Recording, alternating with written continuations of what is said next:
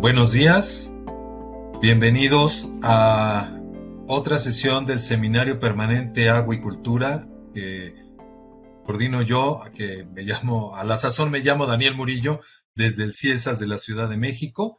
Y como siempre en este seminario le damos la bienvenida a nuestros dos ponentes del día de hoy, eh, este, eh, Ricardo Víctor López Mera, que va a estar presentando en representación de la doctora Denise Suárez y de Gemalín Martínez. Y por otro lado, a Aime del Carmen Redín Morales, que también nos presentará una ponencia el día de hoy. Entonces, quiero iniciar presentando al ponente el día de hoy, Ricardo Víctor López Mera. Trabaja en el Instituto Mexicano de Tecnología del Agua. Hemos sido viejos compañeros de armas en varios proyectos desarrollados cuando yo estaba en el INTA, y él tiene un posgrado por la Universidad Autónoma de la Ciudad de México y actualmente está trabajando en un proyecto, entiendo, en el proyecto en el que participa Denise Suárez Moraes en la Sierra de Puebla, si no me equivoco, ¿verdad, Víctor? Así Ricardo. es, así es, Daniel. Bueno, Adelante. entonces, pues le doy la palabra a Ricardo, sin otra presentación. Él nos va a hablar acerca de la estrategia educativa para el ejercicio de los derechos humanos al agua y al saneamiento, una experiencia en una zona rural, que supongo que es precisamente esta zona la que hablamos, de, de la que hablamos de Puebla. Por ahí se metió alguna risa, pero ya está silenciado el micrófono. Muy bien, adelante, Ricardo. Tienes media hora para la presentación y media hora para preguntas y comentarios. Gracias, Daniel. Ahí es la risa diabólica, ahí se escuchó. Entonces, bueno, voy a compartir. Deme un segundo. Gracias por la oportunidad nuevamente. Y obviamente es un trabajo tripartita entre Denise, Gema y un servidor. Permíteme un segundo.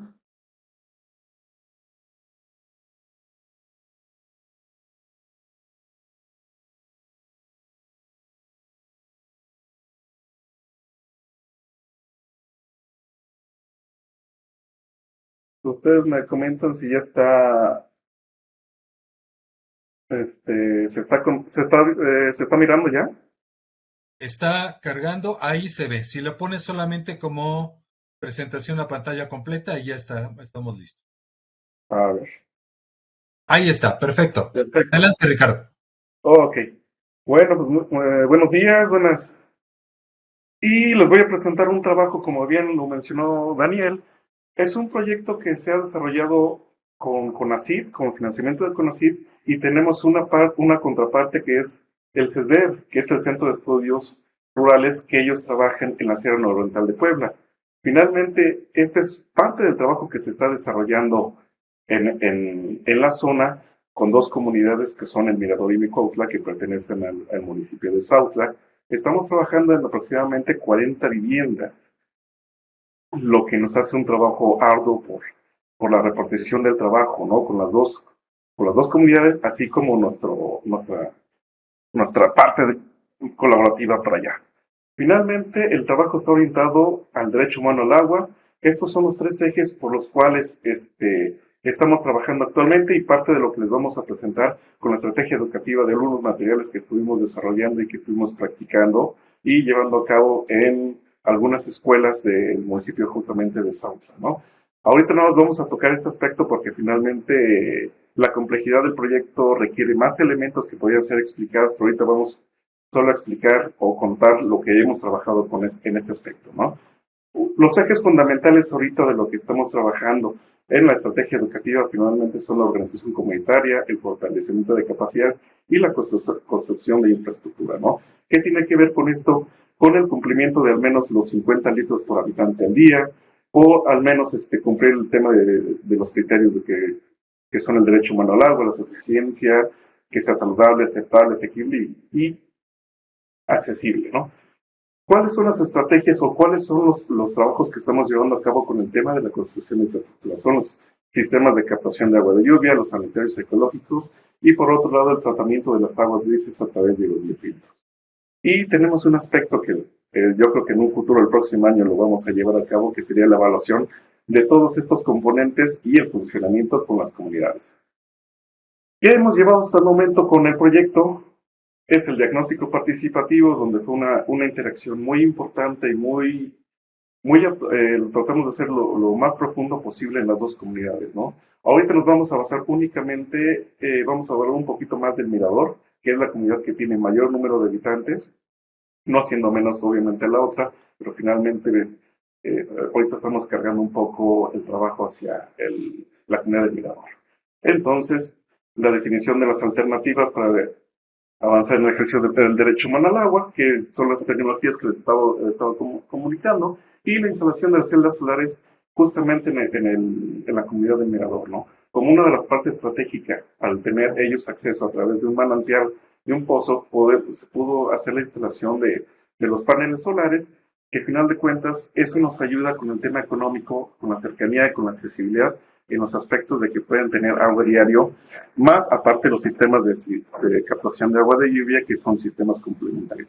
Aquí nada más como un aspecto ahí, a lo mejor presuntuoso o presumido, digamos, tenían un promedio de 3.500, 3.000 pesos que pagaban de recibo de luz, ahorita están pagando un promedio de 380 pesos cada que llega el recibo, y ahora pueden mover diario, ¿no? El agua. Entonces creemos que eso es un aspecto muy relevante con el tema de las centros fotovoltaicas ahí en el Mirador, ¿no?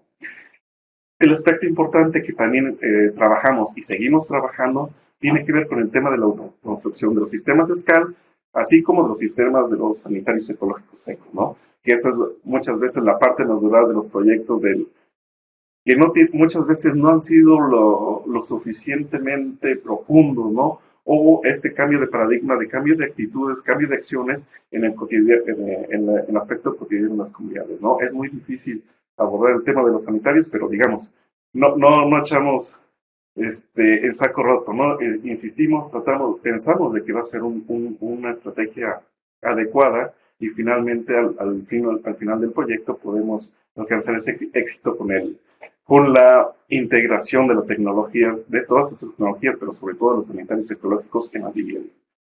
¿Y qué estamos trabajando con el fortalecimiento de las capacidades, la reflexión? Hemos platicado mucho, hemos tenido muchas pláticas, charlas, asambleas, talleres informativos, talleres obviamente enfocados a la sensibilización, lo que tiene que ver con el acceso al agua, el ejercicio de los derechos y el reconocimiento también de parte de la comunidad de cuáles son los derechos en la implementación del derecho humano al agua, sobre todo, y saneamiento, ¿no? Sin dejarlo de lado. Ya les estaba platicando que también las tecnologías, la protección de las casas, sanitarios y operaciones de celdas solares. El manejo y mantenimiento de los SCAR, así como de los sanitarios, es parte importante, ¿no? Y que en un futuro, una etapa próxima, en el siguiente año, es esa etapa de evaluación.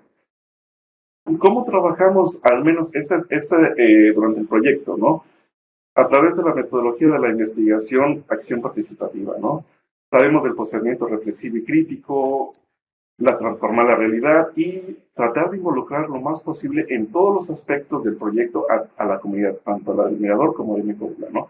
Finalmente, nosotros también nos tenemos que abocar a los usos y costumbres de las comunidades, ¿no? Finalmente, nosotros planeamos una estrategia a mediano o largo plazo, pero finalmente muchas veces se tiene que modificar en el camino, ¿no? Finalmente, al menos en el Mirador es una comunidad donde sale la gente a trabajar por largas temporadas y eso ha mermado de alguna manera y en unos aspectos ha favorecido este proceso de autoconstrucción tanto de los SCALs como de los sanitarios ecológicos, ¿no? Así como los temas de capacitación y de información que también necesitamos hacerle llegar a la gente para que entiendan todos los procesos del por qué estas tecnologías son las adecuadas para que ellos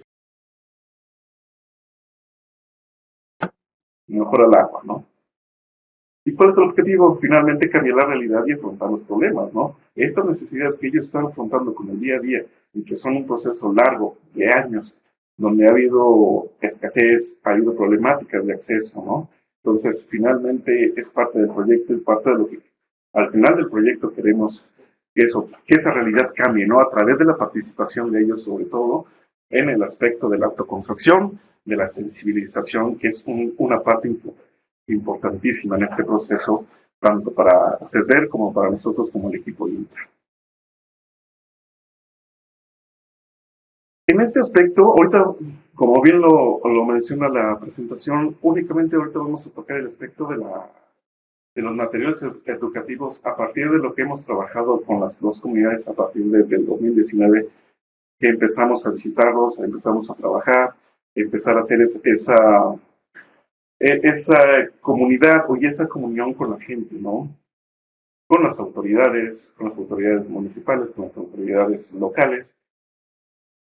¿Y cuáles fueron los resultados o los trabajos que llevamos a cabo a partir de toda esta interacción con la comunidad, con las dos comunidades? Fue una exposición itinerante donde el aspecto más importante fue el generar este sentido de pertenencia con la gente, el tratar de que sean un proceso de sensibilización desde dónde están parados, desde dónde está su realidad, viendo el tema del agua, ¿no?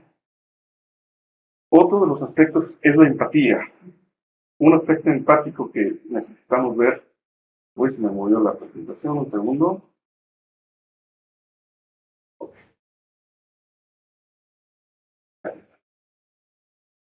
Un aspecto generalmente que también tenemos que ver no solo es el ejercicio de la implementación del derecho humano, sino también desde qué punto lo estamos viendo, desde la visión, desde la juventud, desde el papel de los hombres, del papel de las mujeres, y cómo ha sido esa práctica, ¿no? Con el agua, con el saneamiento en las comunidades, ¿no? Finalmente encontramos que hay ciertos aspectos que diferencian tanto uno como otro en el aspecto de las actividades, tanto domésticas como en los aspectos agrícolas, ¿no? O los temas de traspatio, que también tiene que ver con el ganado menor, también la utilización del recurso del agua. Entonces, trabajamos en dos aspectos. Una exposición itinerante que tiene que ver con una especie de módulos en donde estamos tratando de trabajar con los temas críticos, que son los criterios del derecho humano al agua, ¿no? Los 5 elementos. Y otro aspecto que es un poco más enfocado al digámoslo así, del mercado infantil, que es una especie de juego de chorros y caminos asociados como una especie de serpientes y escaleras, ¿no? Los cuales el objetivo tanto de uno como del otro es promover la reflexión y el análisis para la acción transformadora, tanto con las tecnologías descentralizadas y cómo estos pueden ayudar al ejercicio del derecho humano al agua, ¿no? Y lo que ya les había mencionado, la diferencia entre hombres y mujeres, cómo vislumbran o cómo reconocen, y así es que reconocen el impacto del derecho humano al agua. Este es uno de los ejemplos en los cuales son estas mamparas en las cuales nosotros estamos trabajando para que ellos reflexionen a través de todas las dinámicas que hemos tratado de realizar con las asambleas, con todos los efectos también de la autoconstrucción, si están reconociendo o no los componentes del derecho humano, ¿no? Al agua. Finalmente, son estrategias de fortalecimiento. Con todo el proceso que hemos llevado durante los 3 años sobre el tema de el agua y cómo cumplir ese requisito que nosotros nos planteamos de los 50 litros al día por habitante, ¿no? Finalmente aquí tenemos unos aspectos, y si ven las imágenes, son las mismas personas las que están reflejadas ahí a través del trabajo de Gema, que nos hizo una especie de imágenes en donde la gente se pudo relacionar, y eso nos ayudó a vincular mucho más el contenido con las imágenes. Finalmente estamos tratando de hacer esa asociación donde la gente se vea reflejada en sus quehaceres cotidianos, que muchas veces lo tienen tan complementado que no visualizan cómo se ven ellos. Entonces, a través de este ejercicio en el cual ellos se ven, genera esa sinergia entre el reconocimiento de los derechos, el cómo usan el agua, tanto potable como para el tema del saneamiento, ¿no? Y cómo se relacionan con su entorno, sobre todo, ¿no? Entonces tenemos aquí tanto los derechos humanos como el tema del saneamiento y el agua, ¿no? Entonces, hay algunas preguntas detonadoras sobre todo el tema para reconocer los criterios que tienen que ver con el derecho humano al agua. Este es otro tema que tiene que ver con otra cara de las mamparas que tiene que ver con el ejercicio del DAC. Y si este también finalmente para nosotros eso también es un tema de evaluación, si nosotros estamos haciendo de manera correcta, no tener el lenguaje adecuado con ellos para tratar de ver si han interiorizado o no qué tiene que ver el agua y sus derechos, ¿no? Finalmente, ¿cuáles son las prácticas, no? También aquí se enfoca mucho también en cuáles son las prácticas, los derechos, qué tiene que hacer la gente, la misma comunidad, para poder acceder a esos derechos y poder, de alguna manera, también poderlos reclamar a las autoridades locales, ¿no? En este caso, con el tema del municipio de San Juan. Entonces, la pregunta detonadora o la pregunta final que nos lleva a la reflexión, si gozan o no de sus derechos humanos al agua y saneamiento, ¿no? Finalmente, todo este proceso, al menos vemos, o en el aspecto que yo lo puedo reconocer, ya hay aspectos relevantes donde ya la gente empieza a reclamar sus derechos, al menos en las dos comunidades, en donde saben que el agua es importante, pero no sabían todo este contexto en el cual pueden ya exigir sus derechos en el municipio y reconocerse así como seres importantes para el municipio, en el cual ellos lo pueden exigir, pueden luchar y pueden reclamar en su justo momento y justa medida el tema del agua.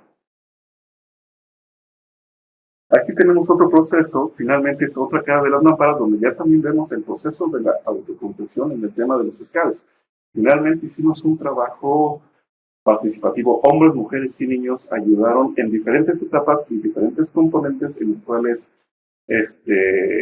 tiene el escal, ¿no? Tanto de techos, tuberías, las cisternas, que eso es un aspecto relevante que finalmente la cisterna está construida en función del número de habitantes, no es una cisterna con la misma capacidad. Finalmente, si nosotros queremos acceder o que ellos accedan a los 50 litros por día por habitante, generamos esta fórmula de instalar una cisterna que tuviera al menos esa capacidad. Por ejemplo, 4 habitantes de una vivienda necesitaríamos un techo aproximadamente o una superficie de 200 metros cuadrados para poder captar toda esa agua y que finalmente pudiéramos llegar a ese mínimo que se requiere para el derecho humano al agua, ¿no? Entonces, finalmente es esa fórmula en función del número de habitantes, es el tamaño de la cisterna, así como el tamaño de la superficie. Entonces, en algunos casos pudimos instalar algunos techumbres extras para poder cumplir con esa meta, ¿no? Finalmente, ese es un aspecto también relevante en el cual el proyecto ha sido un plus, que finalmente al tener más techumbre pueden tener la gente otras actividades dentro de esos techos por el mismo tema del clima, que es generalmente muy extremo, mucho sol, mucha lluvia, mucho viento, ha mejorado las prácticas de convivencia al interior de la familia en las dos comunidades, ¿no? Aquí tenemos un aspecto relevante, finalmente, uno de los componentes de los sistemas de la SCAR es el tema del filtro de primeras lluvias, ¿no? Que también ahí ya también tratamos de que sea un agua de mejor calidad la que llegue directamente ya a la cisterna, ¿no? Entonces es una serie de filtros canalizados a través de toda la conducción que nos ayuda a tratar de tener esa mejor oportunidad para que el agua llegue a las viviendas de una mejor manera. Hola, Ricardo, como que no, se detuvo no se la escucha, exposición. Ricardo. Ricardo, dejamos de escucharte.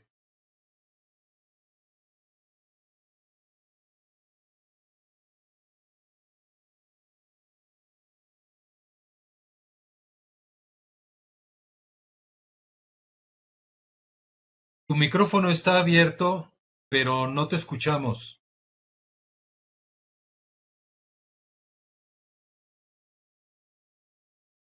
Ahora sí, te vemos, pero tu micrófono necesitas encenderlo para ver si te escuchamos ahora sí. A ver,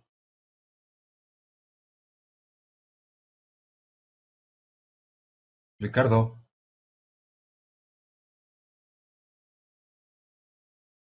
No, no te oímos. Ahí, Eh, ahí estás, ahí estás. Ahí te escuchamos. ¿Sí? Ok. Yo creo que es problema de la computadora, más bien, ¿eh? Sí, Ya no sé ni dónde me quedé. Ahorita lo voy a... Ya no sé desde cuándo dejé de ser escuchado. fue, a ver, una lámina anterior, Hasta ahí va. ahí Ahí estabas estábamos. y estabas hablando sobre la instalación de las cisternas, precisamente cuando de pronto dejamos de Ah, ok. escuchar. ¿Sí? Bueno, entonces no sé si me escucharon finalmente la lógica de la construcción de los scals tiene que ver con la superficie la superficie del a captar, así como el tamaño de la cisterna. Les ponía el ejemplo, por ejemplo, caso de 4 habitantes por familia, ocupábamos una cisterna aproximadamente de 200 metros cuadrados por una cisterna de 50.000 litros.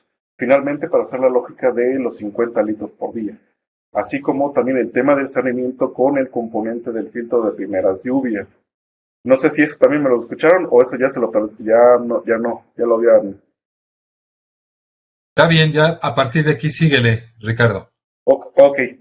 Y finalmente con el tema del sanitario ecológico, aquí estamos viendo estas mamparas que son parte de la exposición itinerante, aquí ya vemos el proceso de instalación de sistemas en el mirador. Finalmente es un trabajo compartido entre hombres y mujeres y algunos chicos o adolescentes que apoyaron en el proceso y en diferentes etapas de la autoconstrucción.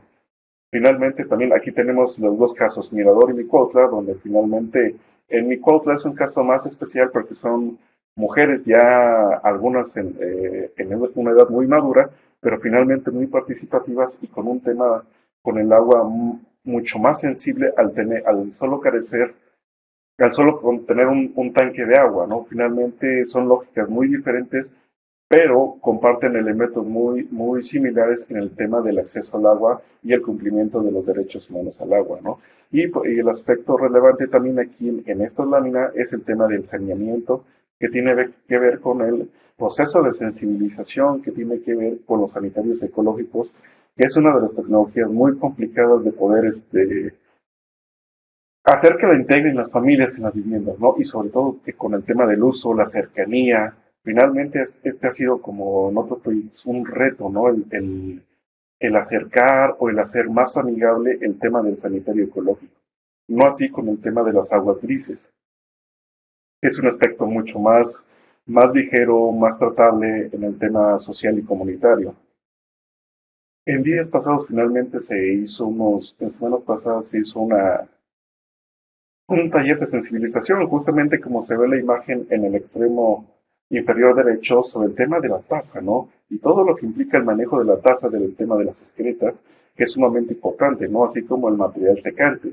Finalmente tuvimos muy buena recepción, tratamos de hacer un lenguaje muy coloquial, muy interactivo con el proceso de autoconstrucción. Finalmente ya se están construyendo, autoinstalando varios sanitarios en la comunidad, en las dos comunidades, pero finalmente llevamos a la práctica este proceso, ¿no? Finalmente fue un taller teórico práctico donde lo que se platicaba lo intentábamos lograr hacer para que ellos también tuvieran ese proceso de sensibilización y sobre todo el manejo de las excretas, ¿no? Ese es un tema sumamente relevante y muy, no conflictivo, pero sí muy difícil de asimilar porque finalmente se vuelve un tema tabú, se vuelve un tema de risa, porque finalmente las excretas generan risa, generan esa incertidumbre de cómo es la mejor manera para poder manejar estos desechos, ¿no? Tanto la orina como el excremento. Aquí vemos el proceso justamente de algunas etapas de la instalación de las cisternas, ¿no? Es un modelo que finalmente es el tipo capuchino que se maneja mucho en el instituto y en el cual, si vemos la lámina, en la inferior, la que tenemos en el centro, este es el ideal del objetivo del proyecto, ¿no? Que toda vivienda, tanto del Mirador como de Micuautla, tengan esos aspectos relevantes o esas tecnologías, ¿no? El SCAL, su cisterna, ahí vemos un poco el filtro, aquí es un filtro diferente de primeras lluvias que nos sirve para recibir todo lo que son los residuos orgánicos, residuos de hojas, polvo, tierra, el biofiltro y al fondo vemos el sanitario ecológico, ¿no? Y el efecto relevante de la lluvia, que si no, no sabría de nada tanto trabajo comunitario como de nosotros y de CESDER. Finalmente ese es el objetivo del proyecto, llegar a ese ideal, a ese tópico que nos va a ayudar a mejorar las condiciones de vida de las dos comunidades, ¿no? Entonces, pero finalmente, como les repetía anteriormente, el eje primordial es la participación de todos. Y les comentaba anteriormente también que el tema del trabajo ha sido fundamental porque son comunidades donde saben mucho trabajar, entonces eso nos ha movido mucho los planes, las estrategias también, ¿no? Para poder alcanzar estos objetivos. De repente damos un paso adelante, damos tres atrás, pero finalmente no, no, no nos debilitamos con eso, ¿no? Finalmente nos estamos fortaleciendo todo el tiempo y todo el tiempo estamos tratando de reflexionar junto con ellos, poner estos materiales sobre el aspecto del derecho humano al agua, ¿no? De cómo lo tienen que ejercer, de qué es lo que tienen que ellos que conocer y cómo poderlo exigir a las autoridades pertinentes, ¿no? En este caso los municipios. Aquí del lado derecho vemos muchas mujeres trabajando, también tienen, en el caso del mirador, cuando les comentaba, son mujeres sumamente participativas, son familias más jóvenes, entonces hay mucha más interacción, más convivencia, más trabajo comunitario, más organización también, ¿no? No estoy dejando de lado a mi foto, que también es un aspecto sumamente relevante, como les comentaba, son mujeres con otro tipo de sensibilización al solo tener una caja de agua para las 10 familias que habitan ahí, ¿no? Entonces, es otra lógica donde el tema de la sensibilización, del manejo de las aguas, del reuso de las aguas, es mucho más importante en función o en contraposición a como habitan la gente del mirador, que finalmente tienen un pozo, ahora ya tienen el plus de las celdas solares, en donde tienen más agua, pero finalmente también hay que abundar sobre ese tema de sensibilización y de la de no desperdicio, ¿no? Que finalmente, aunque ya van a tener bastante agua, al menos en la temporada de lluvia, esperemos que llueva como queremos todos, para que puedan usar esa agua y puedan irse cumpliendo poco a poco los criterios del derecho humano al agua. Aquí tenemos otro aspecto, otra cara de la exposición itinerante, ¿no? Aquí, digamos, este ya va más enfocado, si quieren, un poco a la presencia de actores más juveniles, ¿no? Primarias, secundarias, donde ellos pueden interactuar, pueden de alguna manera jugar con el tema del derecho humano al agua, de los criterios, del ideal de cómo quieren ver a su comunidad en un futuro, ¿no? Eso es sumamente importante porque finalmente ellos van a ser los continuadores de todas estas estrategias, de todos estos trabajos que ahorita se están llevando a cabo, ¿no? Hay una presencia importante de alumnos en la comunidad del Mirador, donde también hemos interactuado con estos temas con los maestros, aunque es un tema que todavía no se aborda en los diferentes niveles de la, de la primaria y del kinder que hay ahí, pero finalmente con estos trabajos que llevamos trabajando ahí, hemos logrado al menos un cambio, ya empiezan a conocer todos los aspectos relevantes que tienen que ver con el saneamiento, con el abastecimiento de agua, de cómo manejar el tema de las aguas grises. Finalmente es un pasito a pasito, ¿no? No es todavía un éxito total, pero estamos en ese proceso de reconocimiento de prácticas, de buenas y malas prácticas, porque también eso hay que tomarlo en cuenta, ¿no? Entonces, para eso son estos talleres de sensibilización, de diagnóstico, ¿no? Donde podemos hacer una especie de matriz, donde qué está fallando, qué aspecto está siendo positivo, qué aspecto negativo y cómo podemos solucionarlo o cómo podemos mejorar esas prácticas el día a día, tanto en la escuela como en el domicilio, ¿no? Entonces, finalmente es atacar varios frentes para el tema de la sensibilización, ¿no? Entonces, a lo mejor somos muy avariciosos, muy codiciosos en tratar de llegar a toda la comunidad, ¿no? Hombres, mujeres, los diferentes comportamientos en función del uso del agua, como se los comenté anteriormente, necesitamos llegar a todos los aspectos de toda la comunidad, ¿no? Y un aspecto importante ahí es la escuela primaria, que con ayuda de ellos, también gente del Mirador,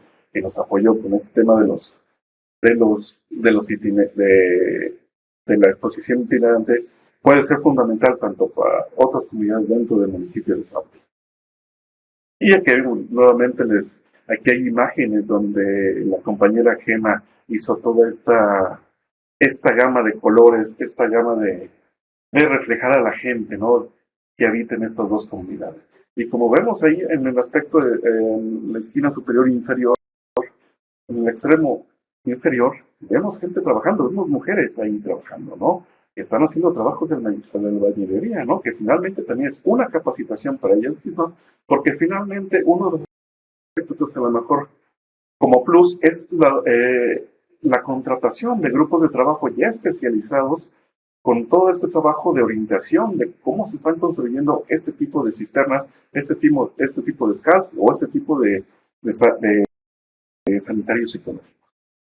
Aquí vemos otro aspecto relevante donde tuvimos la colaboración de gente del municipio que nos apoyaron en hacer varios talleres de sensibilización con las escuelas primarias. Como decía, algunos aspectos están enfocados también para tratar de llegar a todas estas generaciones que finalmente, independientemente de sean o no las tecnologías, el cuidado del agua es sumamente importante para todos los aspectos. Y sobre todo, uno pensaría que por estar en la región nororiental llueve mucho, malas noticias. Finalmente es una zona también sumamente seca, donde también hay temas de sequía muy importantes, donde también el cuidado del agua debe ser fundamental y donde el acercamiento con los maestros, con los directores, fue importante para que pudieran traer los alumnos, poder platicar, poder jugar con ellos, interactuar, darles esta espinita de que el tema del agua es sumamente importante y finalmente se generaron algunos acuerdos donde nos podían invitar nuevamente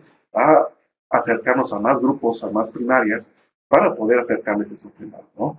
Finalmente, en los planes de estudio, el tema del agua es importante, pero no lo tocan con este tipo de actividades, ¿no?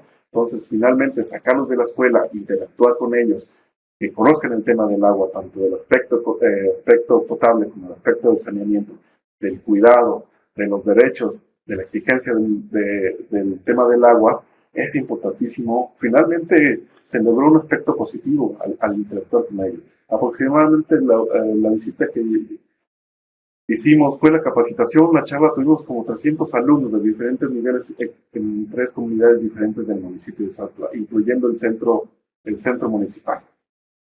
Ricardo, si puedes ir Sí, cerrando, tenemos 2 minutos. claro, claro. Por último tenemos el juego mundial de chorros y caminos. Este es un juego muy similar a serpientes y escaleras, donde finalmente vemos aspectos relevantes a través de las imágenes. ¿Cuál ha sido el impacto negativo o positivo de las prácticas que tenemos en el día a día, en la cotidianidad de las comunidades, ¿no? Finalmente, también es un ejercicio de reflexión por el cual los niños se convierten en las fichas y finalmente van avanzando, retrocediendo en función de la reflexión colectiva que se hace con el juego, ¿no? Entonces ahí también vemos aspectos muy relevantes donde la gente se reconoce a sí misma y donde ellos pueden interactuar con toda la comunidad a través de estos juegos, obviamente con el eje primordial de la sensibilización del derecho humano al agua. Aquí vemos unos aspectos de manera muy general, una exposición con dibujos que tienen que ver con el agua, niños interactuando con el juego de serpientes escaleras desde una vista panorámica, en donde estamos tanto la exposición de dibujos y el material en el piso, ¿no? Entonces, ¿qué es este juego monumental de chorros, de serpientes y escaleras? Y finalmente, para las conclusiones, ¿cuáles son? Trabajar desde el referente de la valorización y capitalización de los saberes de las comunidades, ¿no? Tener en cuenta los aprendizajes, saberes y lo que les comentaba, ¿no? El tiempo comunitario y el tiempo de investigación finalmente muchas veces no concuerdan, ¿no? El seguimiento continuo a este tipo de temas, ¿no? Finalmente este es nuestro quehacer cotidiano, pero finalmente tiene que dar continuidad, tenemos que dar esa evaluación, ese aspecto que no dejarlos huérfanos en ese sentido con las orientaciones de los funcionamiento, de cómo arreglarlo, cómo trabajar para integrarlo finalmente a la vivienda, ¿no? Y que sea parte de la familia, parte de la convivencia y parte del trabajo también que tiene que ver tanto hombres como mujeres, ¿no? Sabemos nuevamente, nada más reiterando, que la asamblea es la máxima autoridad, ¿no? Y es donde se generan todas las decisiones que tienen que ver con la interacción, cómo pudimos llegar a las comunidades, cómo nos aceptaron, cómo pudimos trabajar y tener la aceptación de ellos para poder trabajar con este aspecto del agua potable y saneamiento. La dinámica pedagógica en la zona no incentiva el tema de los derechos humanos, lo que les comentaba con el tema de las escuelas, ¿no? El municipio apenas está integrando también este aspecto de la importancia y relevancia del agua a través de ellos, de sus programas, finalmente este es un componente más que ellos también podrían utilizar y que pudiera hacer influir en la dinámica también de los planes y programas de trabajo que ellos puedan tener en un futuro. Una desventaja muy importante son los materiales educativos, que fueron muy pesados, difíciles de transportar. Entonces, este es un aspecto que cuando lo realizamos, lo llevamos a cabo y lo ejecutamos con la gente, fue difícil la movilidad. Entonces, es un aspecto que tenemos que considerar para generar nuevos materiales en otros proyectos o en este mismo, ¿no? Y las imágenes que fueron fracciones de personas, que generan esta mayor empatía, este sentido de pertenencia en proceso, ¿no? Que nos ayuda mucho a la internalización tanto del aspecto de las tecnologías como del tema y reconocimiento de los derechos humanos al agua y saneamiento. Y de mi parte sería todo. También a nombre de Gema y de Denise, pues les agradezco mucho el tiempo. Una disculpa por el tema del tema tecnológico que escapó a todo esta locura, ¿no? Pero bueno, muchísimas gracias, Daniel, muchísimas gracias a todos. Gracias, Ricardo, por la presentación. Y bueno, pues sí, ya mencionábamos los chaneques que ni modo, eso se nos presentan todo el tiempo por acá. Quiero abrir la sesión a comentarios y preguntas. Si alguien tiene alguna pregunta o algún comentario, por favor. Yo, Daniel, yo, Luz. Luz Romero, ¿podrías abrir tu cámara, Luz, para Claro. verte? Adelante, Sí, por favor. ya la abrí. Adelante. Sí, mira, pues antes que nada, pues felicitar a Ricardo, verdaderamente un trabajo en equipo maravilloso y verdaderamente yo creo que solo de esta manera, o sea, un proyecto que abarque los años que ellos están trabajando desde el 19, o sea, que abarque varios años, que lleve una continuidad, un seguimiento, pues es como muy padre, ¿no? Porque se va dando uno cuenta de los avances, de los retrocesos, de los nudos que uno tiene que ir trabajando, como bien lo dijo Ricardo, ¿no? De que tienen que estar cambiando las estrategias. Entonces, primero, bueno, esa felicitación. Yo quisiera preguntar en cuanto a la instalación de los baños secos. Ya no entendí muy bien lo último que dijo de la parte tecnológica, que parece ser ya no la explicó muy bien, pero sí en el desarrollo de la presentación venían anotados ahí los baños secos. Yo no sé si lograron pues instalar algunos baños secos, cuál fue la respuesta de la gente, porque esto sí es bien importantísimo, porque es cambiar como todo un paradigma, ¿no? Del uso de los sanitarios. Por lo menos la experiencia que yo tengo en algunas comunidades, pues no ha sido nada positivo, ¿no? O sea, sí, la gente se presta a hacer el baño seco y todo, pero pues realmente no se logra hacer ese cambio. A final de cuentas no los usan más que cuando se hace todo este proceso y meses después, pues, y sin seguimiento, ya no se usa los baños secos, ¿no? Entonces, yo sí quisiera saber si hubo esta construcción con la gente, cuál fue la respuesta de la gente y también de lo de las cisternas. A mí me llama mucho la atención lo que comenta sobre la participación de la gente. Yo quisiera saber si la participación también de la gente fue solamente la participación de la gente que fue, digamos, beneficiada con la elaboración de estas cisternas, con la elaboración de los baños secos, porque también eso, ¿no? También en mi caso particular me ha sido muy difícil lograr la participación de la gente, ¿no? A menos que haya ese beneficio directo, ¿no? Entonces la gente sí se compromete a trabajar porque tienen un beneficio, pero después de este beneficio pues sigue como que el seguimiento, ¿no? El seguimiento si sí están usando la cisterna, qué uso se le está dando a la cisterna, realmente se está logrando el objetivo del proyecto. Entonces, un poquito sobre eso quisiera ver si Ricardo puede platicarnos, ¿no? Gracias. Gracias, Luz. ¿Hay alguien más que quiera hacer algún comentario o alguna pregunta? ¿Alguien más? Si no, me voy a lanzar yo con algunas cuestiones, Chino. Perdón que le diga chino, pero es que así trabajamos y luego por eso he dicho en varias ocasiones que de pronto Ricardo de pronto Víctor, porque no estoy acostumbrado a llamarlo así, sino chino. Pero bueno, haciendo un esfuerzo, Ricardo, algunas cuestiones relacionadas con lo que acabas de presentar. Como dijo Luz, el planteamiento de este proyecto y hemos visto como más o menos la evolución. Pero en esta presentación a mí me llama la atención eh, tres cosas en particular. Uno es el concepto que utilizas de sensibilización, ¿no? Es una pregunta añeja, es una pregunta que tú sabes es medio mañosa porque es una pregunta que nos hemos hecho en varias ocasiones y en varios proyectos. Sensibilización de la población hacia qué. Y es que los pobladores no son sensibles a la escasez de agua que viven cotidianamente o sensibilización a qué, ¿no? ¿En qué sentido? Parecería ser que es sensibilización a que al asunto de los derechos humanos, ¿no? Pero quisiera que nos aclararas un poco ese uso de la palabra sensibilización. Después,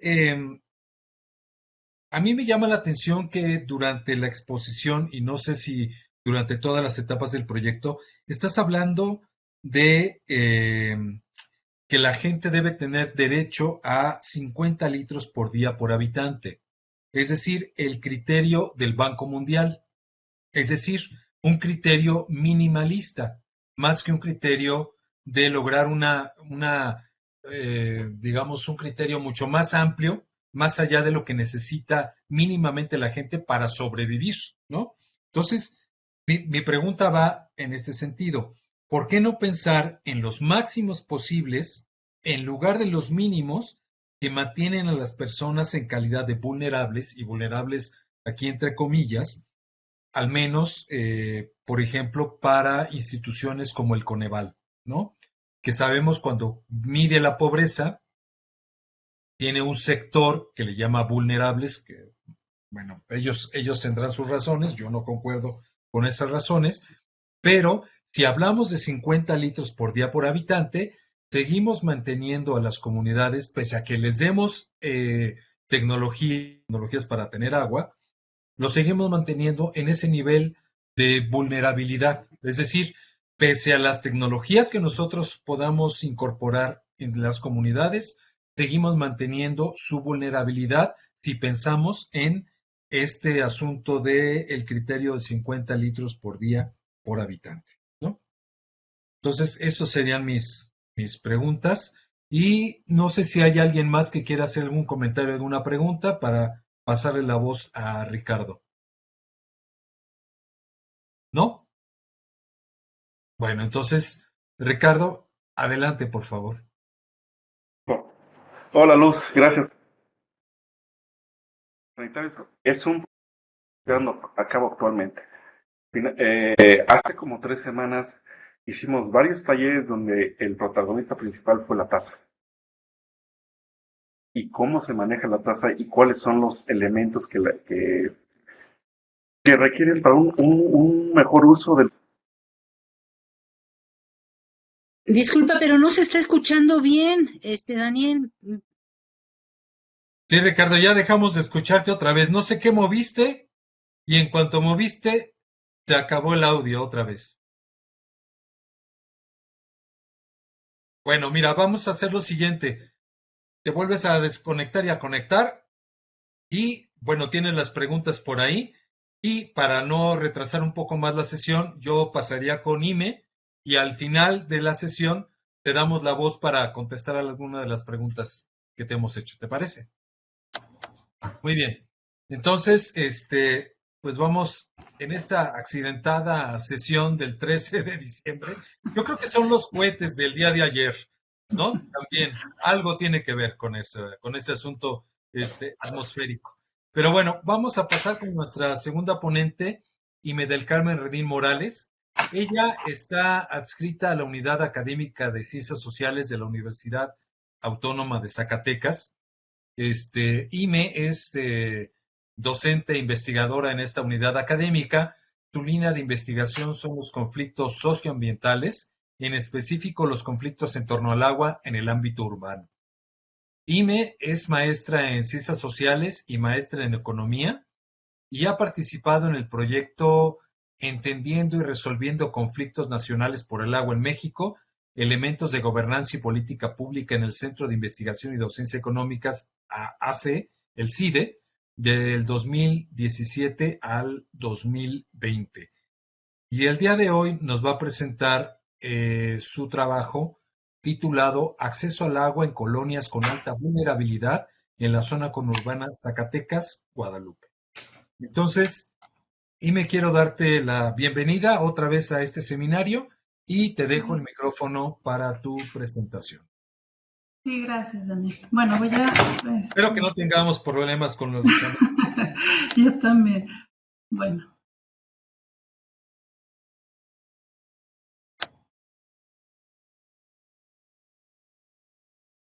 Ahí ya estamos viendo tu presentación, nada más. Perfecto. Adelante. Sí, muchas gracias, Daniel. Bueno, voy a presentarles este trabajo que he venido trabajando el segundo semestre de este año, el acceso al agua en colonias con alta vulnerabilidad en la zona conurbada Zacatecas-Guadalupe. Esta investigación es parte de un proyecto que he venido trabajando los últimos 4 años, que subdividí en 4 subproyectos, donde me enfoqué en ciudades con características que tienen un alto o muy alto grado de presión hídrica.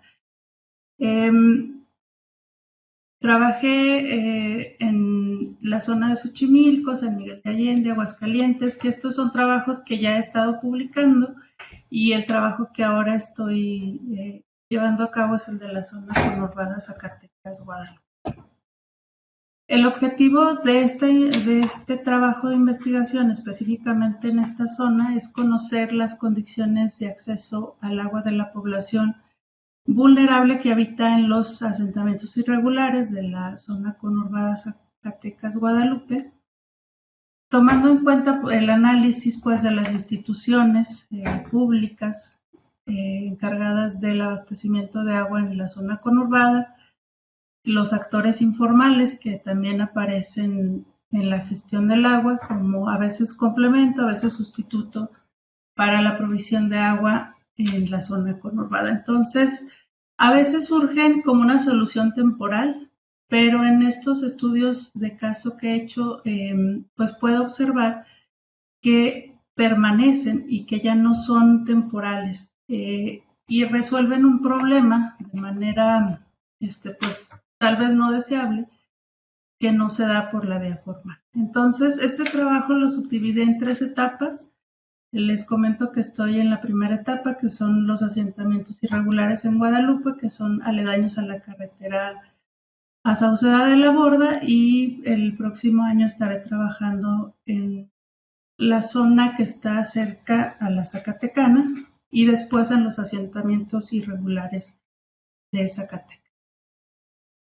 Pues uso diversidad de estrategias metodológicas, hago entrevistas a profundidad con actores gubernamentales, con habitantes de estos asentamientos irregulares, para luego hacer análisis del discurso. También he aplicado la herramienta de gramática institucional, como he venido haciendo en los otros casos, para comparar la normatividad, el artículo 4 constitucional, la ley de aguas nacionales y los reglamentos municipales. Uso también el marco teórico institucional para estudiar las reglas formales e informales, el análisis del régimen de políticas públicas y la teoría de los recursos de uso común.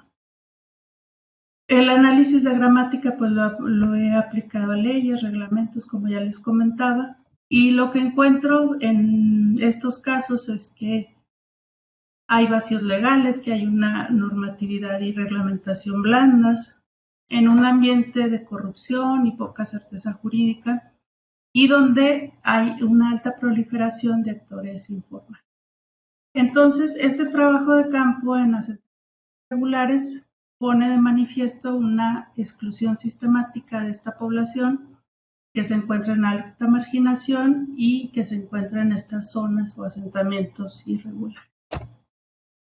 Aquí les presento un mapa para que ubiquen las zonas de las que estamos hablando. Este es un mapa de la zona metropolitana Zacatecas-Guadalupe, donde ustedes ven la flecha roja, es la zona en la que ahora he estado trabajando, haciendo trabajo de campo, y donde ustedes ven la flecha verde, es la zona de la Zacatecana, que será donde continúe con este trabajo de campo, y además en esta zona es de donde se abastecen las pipas que se llevan a la zona en la que estoy ahora trabajando. Bueno, les comento que aquí el organismo operador es un organismo intermunicipal que abastece a 3 municipios, que es Zacatecas, Guadalupe, Morelos y Beta Grande. Y bueno, los acuíferos de los que se abastece la zona conurbada son el acuífero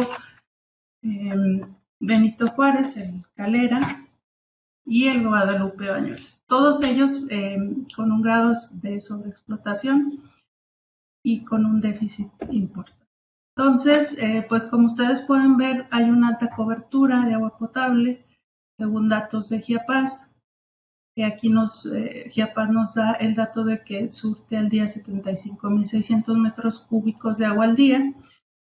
Cabe destacar que toda el agua que surte a la ciudad pues es subterránea y que también hay esta pérdida de líquido alrededor del 40 al 50%. Estos son datos de GIAPAS. Habría que decir que la red de distribución en la zona conurbada pues, GIAPAS trabaja con 77 pozos. En el 2021 perdió 12 de ellos por abatimiento. Y bueno, habría que destacar que la población, que para 1986 era de 200,000 habitantes y se extraía un caudal de 965 litros por segundo, a una profundidad promedio de 200 metros, para el año 2020, el caudal disminuyó, la población se duplicó y pues está extrayendo ahora 450 metros de profundidad. En realidad, toda la zona conurbada padece los tandeos de las zonas, digamos, que llama GIAPAS no críticas. Se está tandeando 3 días por semana, más o menos como en un espacio de 6 u 8 horas. Bueno, respecto a las colonias de asentamientos irregulares, habría que decir que en la zona conurbada existen 900 colonias, 650 son, digamos, regulares, y los asentamientos irregulares son 250. Entonces, GIAPAS dice que hay una zona crítica, que son 127 de estas colonias, pero digamos de las regulares, donde solo le abastece una vez por semana entre 6 a 24 horas. Entonces, bueno, estas son las zonas en las que me he dedicado a hacer trabajo de campo y específicamente en las zonas irregulares. Pues GIAPAS empezó con esto de los tandeos en el año 2010 y empezó con 3 días a la semana, pero el servicio se daba 24 horas y ha ido avanzando. Digamos que han aparecido estas zonas críticas que llama GIAPAS, donde solo se abastece una vez por semana de 6 a 24 horas. Por lo regular, en todas las zonas que yo he estado, solo son 6 horas, ¿no? La mayoría de ellas. Entonces, en estos asentamientos irregulares, habría que decir que en Zacatecas hay más asentamientos que tienen más de 30 años y que en Guadalupe son un poco más nuevos. Encontramos de 3, 12 y 15 años de antigüedad. Para el abasto del agua encontramos en el trabajo de campo pues prácticas informales para el abasto. La Presidencia Municipal de Guadalupe se hace cargo de abastecer de pipas. Chiapas pues a las zonas irregulares no las abastece. Chiapas pues en algunas zonas irregulares ha optado por poner hidrantes públicos. Y estas pipas programadas que abastece Chiapas pues solo son en asentamientos regulares. En estas prácticas informales encontramos pues que el agua pierde su calidad de ser un recurso de uso común y se convierte en un bien económico que pues se comercia y obedece a las leyes de la oferta y la demanda. Entre mayor escasez pues a veces los precios suben. Algunos convenios con el organismo operador que tienen estas colonias para surtirse con hidrantes públicos, pero también en algunas zonas irregulares encontramos de forma clandestina que se conectan a la red y entonces pues Chiapas a veces opta por cortarles estas mangueras que las conectan digamos a colonias vecinas que tienen el servicio. También encontramos que estos habitantes pues comúnmente compran pipas y agua embotellada, que obviamente esto pues sube mucho su gasto en abastecerse de agua. También encontramos algunas prácticas comunitarias donde el agua pues mantiene con su característica de recurso de uso común cuando estos asentamientos irregulares piden agua a las colonias vecinas, donde pues los vecinos de estas colonias acceden a regalarse. El trabajo de campo, como les comento, lo he venido haciendo de agosto a diciembre y estas son algunas de las zonas que visité. Uno de los asentamientos irregulares, dos de los asientos irregulares con menor tiempo, de 2 años, es este que se llama la Guadalupana y el Milagro. Y bueno, pues me dio la tarea de hacer un cálculo de cuánto es el agua que reciben estos habitantes. Habría que decir que esta zona la abastece la Presidencia Municipal de Guadalupe por medio de 2 pipas a la semana. Aproximadamente son 25 familias que se integran en promedio por 4 personas. Entonces, la disponibilidad por persona a la semana sería de 200 litros. La disponibilidad por día, por persona, sería de 28.5 litros. Y bueno, yo lo comparé con la disponibilidad mínima mundial de la salud y pues podemos ver que hay un déficit de menos de 71. Enfrentar sus necesidades básicas. Entonces, bueno, aquí también encontramos pues las compras de garrafones que en promedio a la semana. La compra de pipas esporádicamente 400 o 550 pesos, que por lo regular se cooperan 4 familias para comprar esta pipa porque 1, pues el costo es alto y 2, no tienen tampoco forma de almacenar más agua. Entonces, también aquí se presenta que piden agua a sus vecinos de colonias que agua y entre ellos también en el mismo asentamiento cuando no ajustan de la cantidad de agua, pues entre ellos se regalan agua. Habría que señalar que en este asentamiento es muy común que acarreen agua en carretillas de otras colonias. También hay un problema con el manejo de los residuos sólidos, porque obviamente pues tampoco tienen de basura, entonces es muy común que la quemen.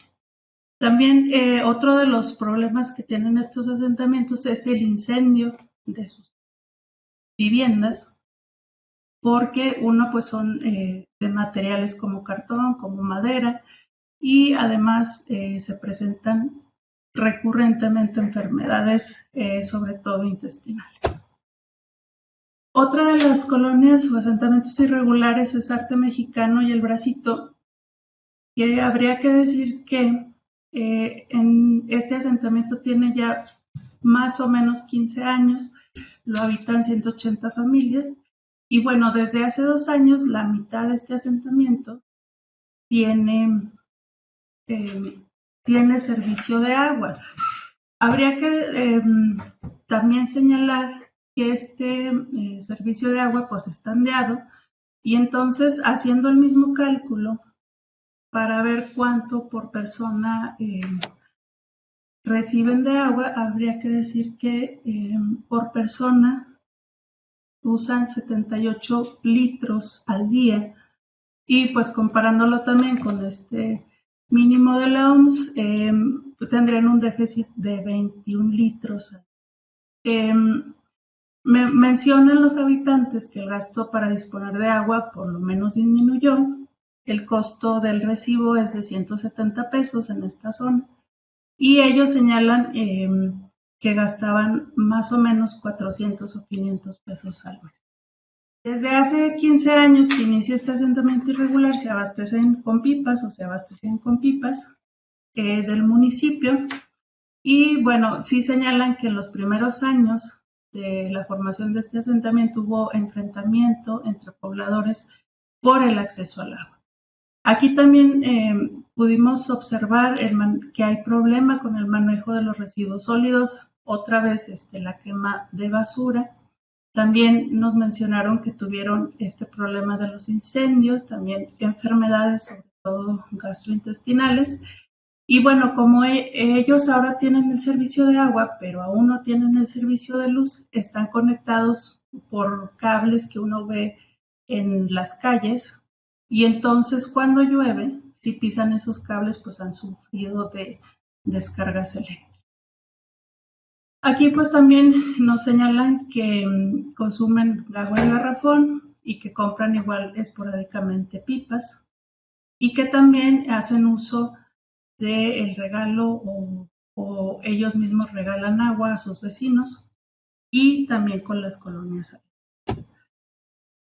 Otro de los asentamientos, que ya está, digamos que muy dentro de la marcha urbana, no es un sector periurbano, digamos, está a un costado de una colonia de ingresos medios. Entonces, aquí también vemos, incluso aquí tienen más problemas para acceder al agua, pero la presidencia municipal les abastece a la semana, y entonces digamos que la disponibilidad por habitante por día sería de 28.5 litros. Igual entonces encontramos un déficit importante. También nos señalan pues esta compra de aguas de garrafón, de compras de pipas esporádicamente, y aquí podemos ver, si ven ustedes en la foto de abajo, como estas mangueras, no sé si las alcanzan a ver, pero bueno, por medio de ellos se conectan a la red de la colonia aledaña. Pero bueno, 3 días antes de que yo estuve por ahí, Chiapas pues fue a cortarles estas mangueras. Entonces, esa es la situación que viven estos asentamientos.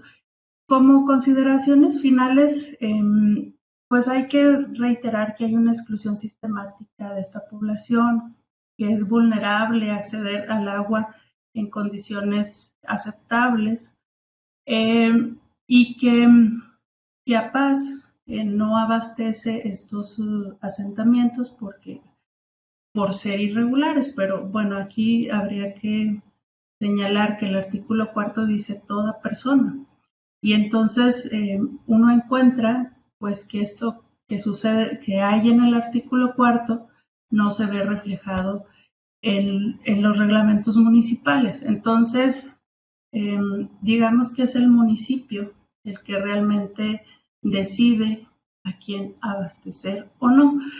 Hay otros asentamientos, solo que en la zona periurbana Zacatecas vive un asunto difícil de inseguridad y a veces es difícil acceder a otros asentamientos si no tienes algún contacto con algún jefe de estos asentamientos. Es, digamos que, un poco peligroso. Entonces, como les decía, pues hay discordancia entre el artículo 4 constitucional y el reglamento municipal.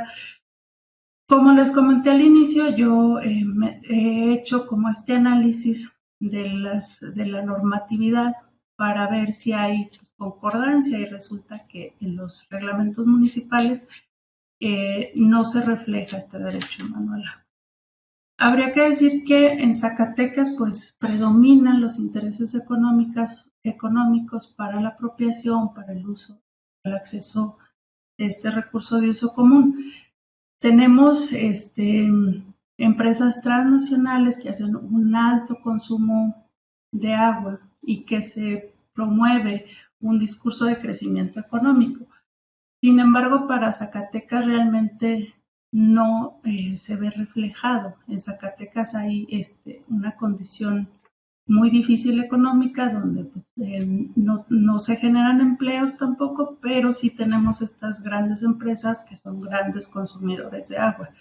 Entonces se da pues mayor importancia al consumo agrícola, al industrial. Habría que decir que el agrícola es muy alto, pero también porque son parte de la cadena de estas grandes industrias instaladas en Zacatecas, como Grupo Modelo, por ejemplo.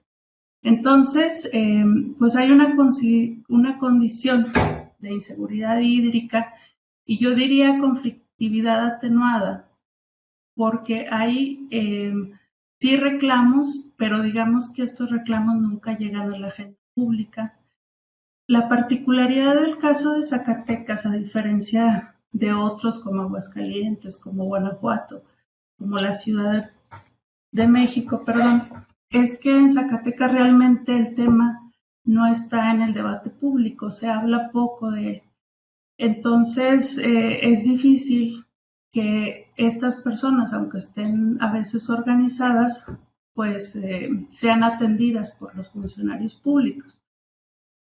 Entonces, ahí para solventar esta condición de escasez en estas zonas irregulares, pues aparecen nuevamente estos actores informales, pues con prácticas no reguladas, y habría que decir que no hay claridad sobre las fuentes de abastecimiento. Incluso en entrevista con un funcionario de la presidencia municipal nos decía que ellos no tienen concesión de pozos, por lo que tienen que comprar el agua que se lleva en estas pipas. La compran a 100 pesos la pipa masiva y este es un gasto que asume el municipio. También hay pues acaparamiento formal e informal de grandes empresas, de la agroindustria y de estos actores informales. No he encontrado yo mecanismos efectivos para la participación ciudadana en la toma de decisiones de las presidencias municipales. Hay falta de transparencia, baja participación ciudadana, no hay acuerdos vinculantes, o sea, no hay mucha comunicación, hay desconfianza de la ciudadanía a estas instituciones de gobierno. Y bueno,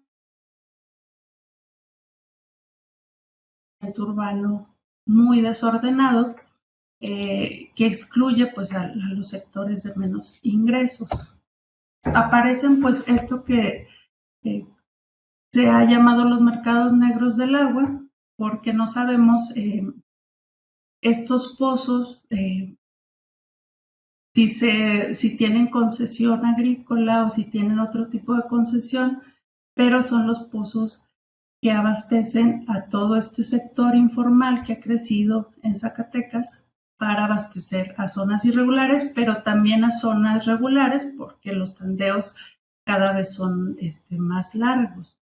Esto del robo de la red es muy recurrente y pues el abasto en pipas cada vez crece más. Habría que decir que el municipio el de Guadalupe solo cuenta con 6 pipas y entonces con ellas tienen que abastecer a todos estos asentamientos irregulares. Entonces serían hasta el momento los avances que hay de esta investigación.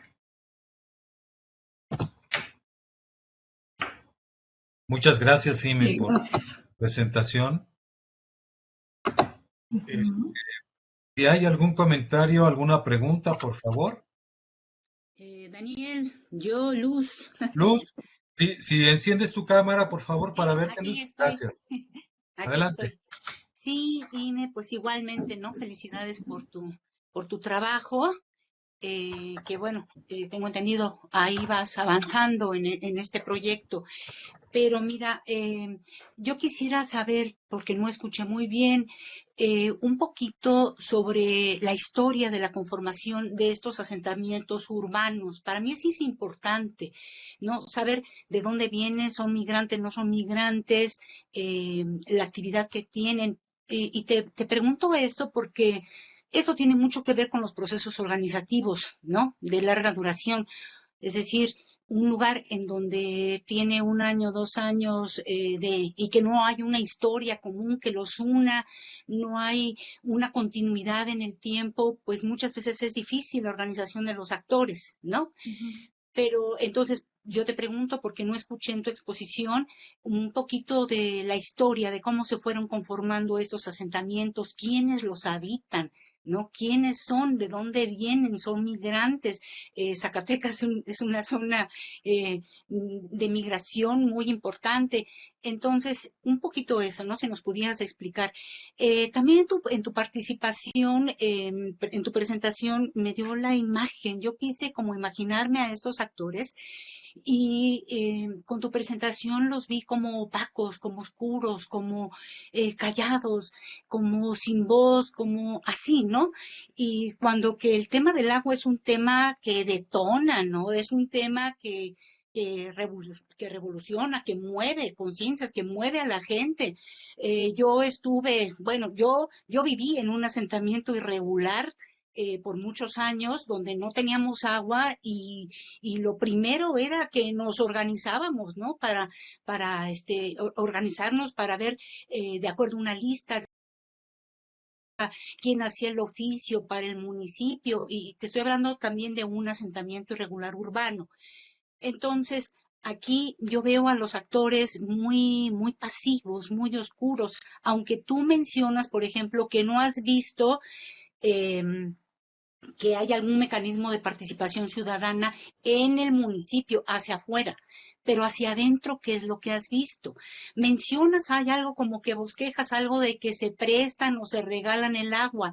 Eso es bien importante porque este tipo de prácticas intercomunitarias, hablas tú de comunidad, aunque yo ahí de repente como que me cuesta trabajo abordar el tema de la comunidad en un ambiente urbano, ¿no? De repente es así como que medio extraño, pero bueno, se vale si vemos que en la historia son gente migrante con un pasado rural o con un pasado que tiene que ver con un proceso de organización histórico, prolongado, no sé, ¿no? Entonces, también un poquito esto, ¿no? Tú mencionas de que hay algunas prácticas no reguladas de los actores. ¿Qué tipo de prácticas no reguladas son estas? Porque no las mencionaste, nada más mencionaste esto de prácticas regulares. Entonces yo lo que quisiera saber es un poquito que nos describieras quiénes son estos actores, ¿no? De estos asentamientos urbanos y qué tipo de prácticas, además de que el que se regalen el agua, que sin decírselo, sin decirlo verbalmente, esto ya está implicando acuerdos internos. Yo te regalo, pero cuando yo no tenga agua, tú me vas a regalar también. O sea, se generan procesos muy interesantes entre los actores. Y para mí el tema del agua es importantísimo, ¿no? Porque digo, es la vida, es lo que regula, es lo que permite que un asentamiento pueda estar o no estar. Entonces, si nos pudieras hablar un poquito de esto, ¿no? De la historia de estos asentamientos y del papel de estos actores internamente. No me interesa tanto hacia afuera, ¿no? El municipio, ya sabemos que estas políticas municipales y los organismos es un desmadre, pero internamente, me interesa internamente cuáles son estas prácticas, ¿sale? Órale, muchas gracias y felicidades. Gracias. Gracias. Bueno, sí. Vamos a juntar varias preguntas y luego te paso la voz, ¿no? Tenemos aquí en el chat una pregunta de MMP, así aparece. No sé si la quiere hacer en vivo, en directo. Marisa Mar. Sí, gracias, Daniel. Adelante, por favor. Si puedes prender tu cámara para verte. Espérame. Es que creo que no me conecté con cámara, lo estoy intentando, pero no me deja. Pero lo importante es la pregunta, Daniel. Porque decía también Jimé que no parece haber mucha participación. Ahorita María de la Luz también lo decía. Entonces, concretamente mi duda es esa, Jimé. Dentro de esta mapa de actores que seguramente tú has podido ver, ¿quiénes podrían contribuir a que hubiese una mayor organización, un mejoramiento de creación de capacidades dentro de la comunidad, ¿no? O sea, ¿quiénes? De donde sea. Gracias. Gracias, Marisa. Bienvenida al seminario, por cierto. Bueno, yo también tengo. ¿Hay alguna otra pregunta, algún comentario que alguien más quiera hacer? Bueno, entonces,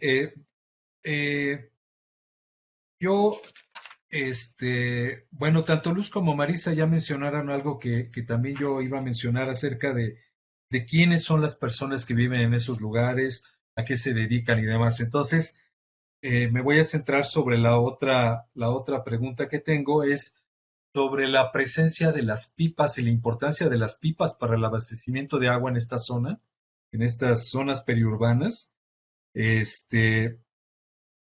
Primero es, ¿de dónde obtienen el agua las pipas? Porque si es del mismo acuífero, pues entonces digamos que están mordiéndose la cola a sí mismos, ¿no? Es decir, están sacando agua de un lugar en donde no hay agua y están creando más escasez de agua que ayudar a que la gente tenga agua más tiempo, ¿no? Es decir, están como en un círculo vicioso, muy extraño, en donde más que apoyar están afectándose, ¿no? Autoafectando. Una pregunta. Y luego el otro es, dada la importancia de las pipas en esta zona, ¿quiénes tienen el negocio de las pipas? O sea, al final de tu presentación tú hablas acerca del mercado negro, del abasto de agua, pero si nosotros seguimos, digamos, la ruta del dinero, podemos encontrar quién se está beneficiando con estas pipas, ¿no? ¿Quiénes son los que verdaderamente, digamos, hacen negocio del agua a través del uso de las pipas, ¿no? Y algo que solamente quiero mencionar como un punto importante en tu presentación es esta falta de armonización entre la Constitución y las leyes estatales y municipales en relación con el derecho humano al agua, ¿no? Que tú lo pones muy bien de manifiesto y me parece que es un punto ciego que muy pocas veces lo observamos y lo vemos, porque tomamos como la Constitución y el derecho humano al agua así como la máxima, ¿no? Y creemos que inmediatamente, automáticamente, eso se va a reflejar no solamente en las leyes, sino en los reglamentos y en los mecanismos que van a tener los municipios, quienes finalmente son los que tienen a su cargo el manejo y la responsabilidad del agua para uso doméstico, ¿no? Entonces yo creo que ese es un punto importante, un punto ciego que yo creo que das en el clavo y yo creo que tendríamos que tomar más en cuenta este tipo de falta de armonización, ¿no? Y me parece muy, muy buen punto en tu presentación, ¿no? Y el otro punto también es que, bueno, si bien en la presentación anterior de Ricardo López Mera veíamos que se centraban sobre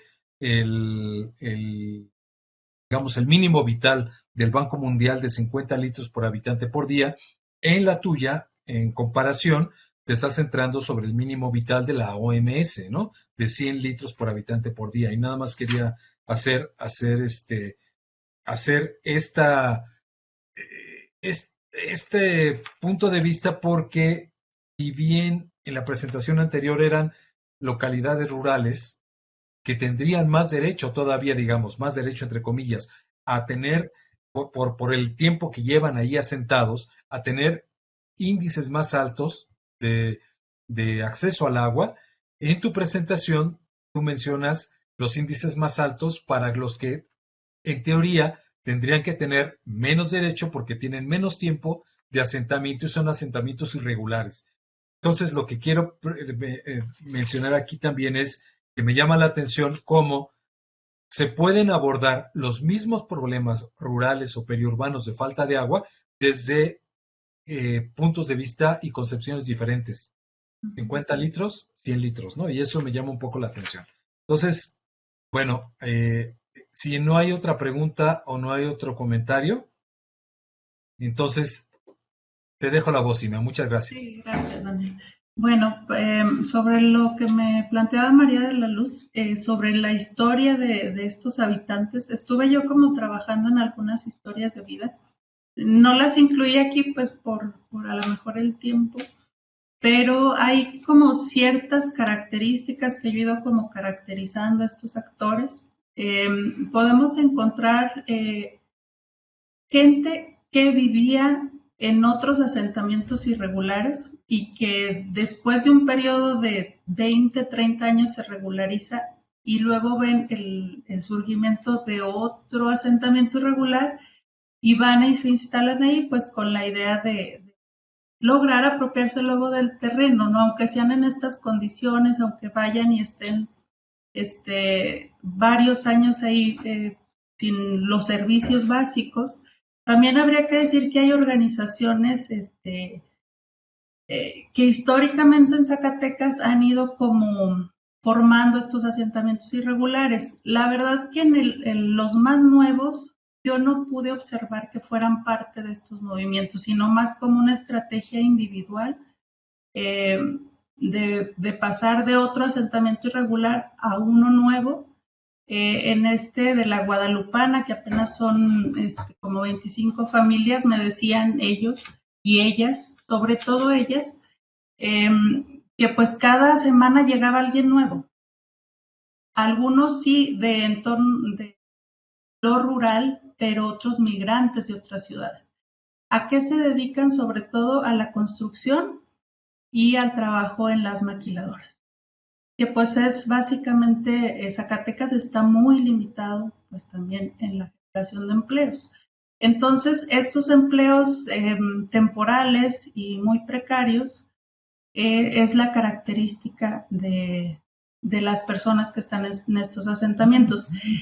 Sí, es muy relevante que casi a todas las personas que yo entrevisto son mujeres, los hombres, porque estaban en horario pues de trabajo, y entonces con quien más pude platicar son con las mujeres que aparte se encargan y conviven con esto de la escasez de agua y son las que pues llevan el agua de otras colonias pues en carretillas básicamente, y las que se organizan para ir y protestar a la presidencia municipal para que les hagan llegar las pipas. En los asentamientos con más años, o sea, con 12, 15 años, habría que decir que sí hay una mayor organización y que hay sobre todo mujeres líderes que, pues digamos que se encargan de recabar como los padecimientos de todos y luego buscar una solución. Hay mucho apoyo entre ellos. Pues yo le llamé prácticas comunitarias porque quería como dejar en evidencia que cuando el Estado falla en el abasto, surgen estos actores informales, pero que ahí el agua es un bien económico. Pero entre ellos, digamos que surgen prácticas de apoyo, de solidaridad, que no tienen que ver con lo económico, sino con, como lo decía María de la Luz, pues reciprocidad, ¿no? Yo te doy agua cuando tú no ajustas, pero en el entendido que cuando yo no ajuste, pues también me apoyes. En los asentamientos de Zacatecas, creo que ahí podemos observar que son más antiguos. Sí, intervención como más de estos grupos con un representante político que luego pues también les exigen a cambio de las pipas de agua, pues en algunos periodos de las presidencias municipales, pues apoyarlos, ¿no?, en sus campañas. Me llamó como la atención en el análisis del discurso que hay una idea recurrente en la mayoría de estas mujeres que yo entrevisto, la idea del agua como un lujo, porque es tanta la escasez que padecen que cuando tienen mayor acceso, como este asentamiento que ya tiene la mitad instalación hidráulica, pues así me lo decían, es que el agua es un lujo. Y aparte ahora que tengo medidor, pues pago 170 pesos y antes gastaba pues, 500 pesos.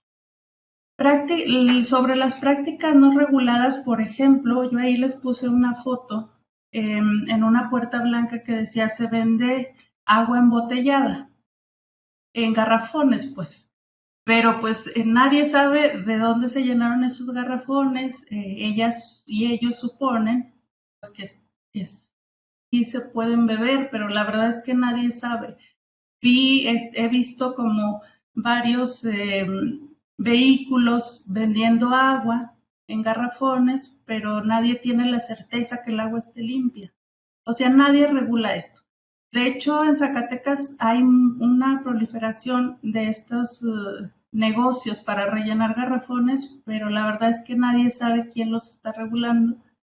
Y entonces uno supone que el agua está limpia, pero en realidad nadie lo sabe y no hay quien los regule y proliferan día con día. No sabemos cuáles están constituidos formalmente y cuáles no. Digo, ese sería un trabajo también muy interesante de hacer, solo que les digo que en Zacatecas estamos padeciendo una condición de inseguridad muy fuerte, entonces a veces entrar a estas colonias es difícil. En este asentamiento de arte mexicano, pues sí era como muy evidente que había gente pues observándote mientras tú estabas ahí y que es muy común en estos asentamientos porque también digamos que se vuelven muy atractivos para el crimen organizado, para instalarse ahí también, ¿no? Entonces son características pues de estas zonas que están a las orillas de las ciudades, la mayoría de ellos, y que tienen acceso como a moverse más libremente. Lo que me preguntaba Marisa, creo que la creación de capacidades, por eso me pareció muy interesante la ponencia anterior, la creación de capacidades para la comunidad de asesoramiento, para saber a veces las vías legales que tienen, las posibilidades. A veces dialogan con los servidores públicos, pero no logran demasiado. Como les digo, en Zacatecas, tristemente, aunque somos uno de los estados con mayor estrés hídrico, el tema no está en el debate público y los políticos no lo tienen en la agenda pública. Ni siquiera hay un uso político como tal. Entonces, esa es una condición que en Zacatecas no permite que el tema sea visible. Y creo que quién podría entrar esto en la creación de capacidades, pues creo que desde adentro se puede, no solo que sí necesitan apoyo desde fuera. Desde la academia creo que como lo hicieron en el proyecto que vimos anteriormente, pudiera ser una posibilidad. Desarrollar capacidades para saber defender su derecho al acceso al agua, creo yo. Pero claramente, Marisa, no sabría responderte. Creo que aquí las autoridades no están muy interesadas en este tema. Todavía no es un tema que les interese demasiado. Y políticamente todavía no les da mucho. Es muy cuando he hecho entrevistas con servidores públicos, ellos mismos me dicen, pues es que la obra hidráulica, en el sentido de la conexión, pues no se ve y es muy cara. Y entonces, pues al político no le interesa. Eso es una constante, ya me lo han dicho muchas veces. Sobre lo que me pregunta Daniel de la presencia de pipas, yo he estado haciendo como investigación para rastrear estos negocios de pipas que son, pues están como muy bien formados, ¿no? Tienen sus pipas, tienen sus logos en las pipas, tienen páginas en internet, manejan todos más o menos los mismos precios, pero la verdad que a mí me ha sido difícil encontrar quiénes son. En el caso, yo trabajé en San Miguel de Allende este caso y ahí, por ejemplo, pude detectar un funcionario que tenía un negocio de pipas y que crece cuando él se vuelve parte importante del organismo operador de aguas y crece su negocio. En Zacatecas yo no he podido llegar a quiénes son los dueños de estas empresas, pero sí tengo como ya al menos un mapeo de las empresas que prestan el servicio. Y sobre de dónde viene el agua, sobre todo viene de una zona que se llama la Zacatecana, donde hay ciertos pozos, yo supongo que de uso agrícola, que se están usando para abastecer estas pipas. Lo peligroso o lo preocupante es que en la Zacatecana pues hay altos niveles de contaminación en una laguna que hay ahí. También luego funcionarios me decían que estas pipas se abastecen aledañas al arroyo de la Plata, que es por donde es el afluente de aguas negras, y que hay pozos ahí que quedaron pues, de otras épocas que ahora son usados para las pipas. O sea que no hay certeza, no sabemos de dónde vienen, y esto es urgente regularlo, ¿no? Y yo tengo ahí como una discusión porque digo, bueno, vamos a avalar todo este sector informal, pero es que urge regularizarlo. Entonces creo que esa es una discusión que está abierta y que de alguna forma hay que entrarle, ¿no? Porque pues también sería aceptar que el agua ya no es un bien de uso común, es un bien económico. Y creo que hay toda una discusión, sobre todo para la nueva ley de aguas, pero también en estos trabajos yo he entendido que no porque esté en la norma. Y entonces creo, como menciona Maritza, que tenemos que insistir en generar capacidades para enfrentar estos entornos de escasez en condiciones muy precarias como son los asentamientos irregulares. Muy bien. Bueno, sí. Adelante. Sí, sobre la ruta del dinero, creo que es, por eso prefiero usar el tema de los mercados negros del agua. A veces porque no sabemos, básicamente. No sabemos si estos negocios están bien constituidos, que creo que será como una parte fundamental de lo que sigue en mi investigación, para ver quién son estas empresas, bajo qué normatividad están ahí, si pagan impuestos, si no pagan impuestos, porque es un sector que está ahí, que participa de la gestión del agua, pero que no conocemos bien. Y además si cumplen las normas o no de COFEPRIS, ¿no? Que es quien debería regular este tipo de negocios de purificadoras, ¿no? Exacto. Sí, muy pero... bien. Adelante. Lo que yo he encontrado es que no hay revisiones a estos establecimientos. Entonces, la verdad, la calidad de agua que ofrecen es dudosa porque nadie sabe y depende ahora sí que del dueño de estos negocios si realmente le hace un proceso de purificación del agua.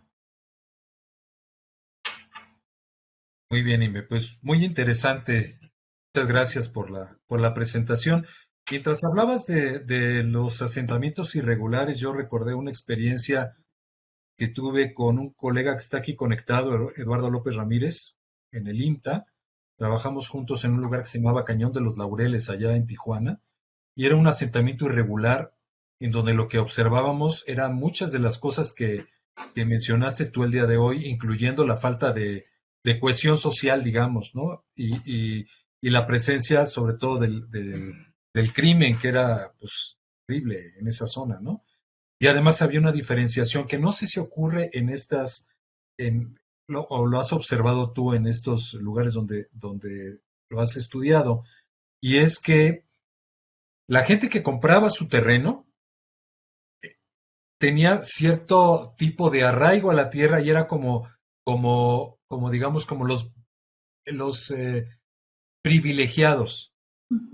Que la gente que era avecindada y llegaba a vivir a un terreno y se hacía parte, ¿no? Se tomaba el terreno, digamos, ¿no? Entonces sí había una diferencia aún dentro de este tipo de poblaciones precarias, digamos, sí había una diferencia de quienes tenían más derechos que otros, ¿no? No sé si eso lo observaste tú de alguna forma ya. Sí, bueno, en algunos asentamientos que tienen más años, hablo de 12, 15 años, que son como los más antiguos en Guadalupe, me comentaban que a veces también hubo alguien que vendió esos terrenos de forma ilegal, que no tenía el derecho sobre, y que se lo vendió a 2, 3, 4 personas. Y eso es muy recurrente.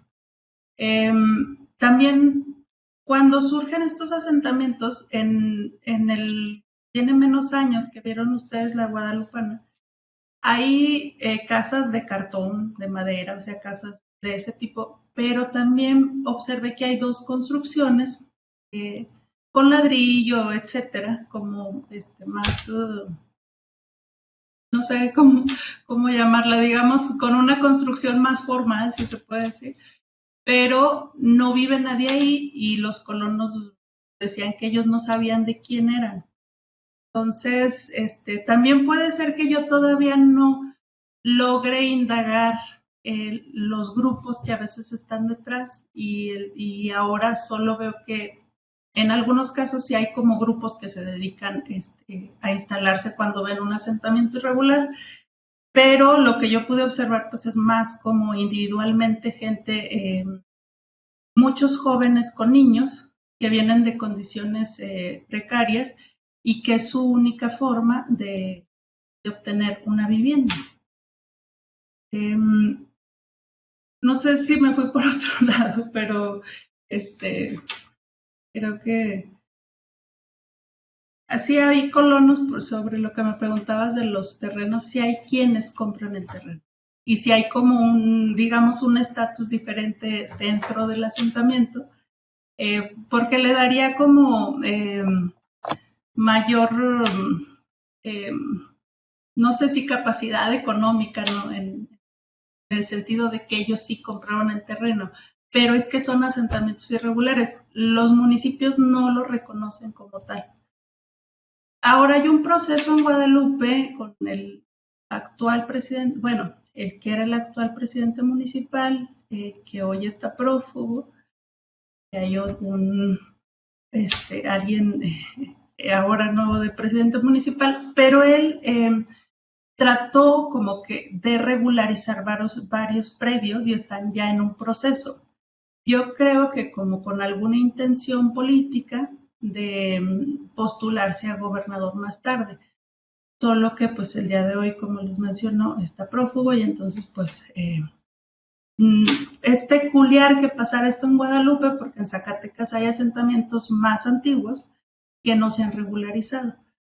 Y en Guadalupe pues están como algunos ya en proceso de regulación. Muy bien. Pues muchísimas gracias, Sime, por tu presentación el día de hoy. Espero que participes en siguientes seminarios para ir viendo los avances de tu Sí, investigación. claro, sí, con mucho gusto. Gracias a todos. Gracias, muchas gracias. Y ya para concluir la sesión del día de hoy, yo quiero darle la voz a Ricardo Víctor López Mera, que ya está otra vez acá con nosotros. Espero que no tengamos problemas con el audio otra vez.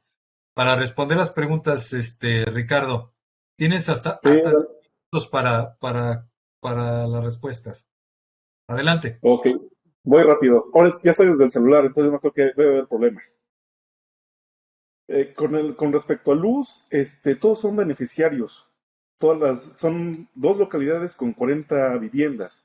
Entonces, no hay posibilidad ahí alguna cuestión organizativa que pudiera hacer trascendente o pudiera inferir en la decisión grupal u organizativa de ambas comunidades, ¿no?